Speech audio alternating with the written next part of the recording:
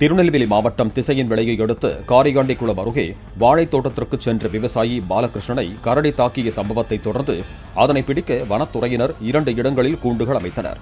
கூண்டுகளுக்கு அருகே கரடிக்கு பிடித்த பழங்களை வைத்து வனத்துறையினரும் கால்நடை மருத்துவர்களும் தீவிரமாக கண்காணித்து வருகிறார்கள்.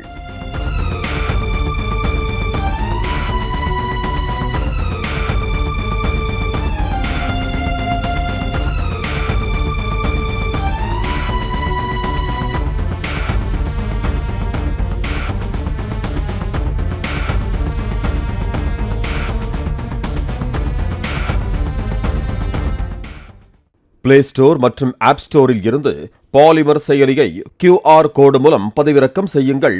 செய்திகளை உடனுக்குடன் பெறுங்கள்.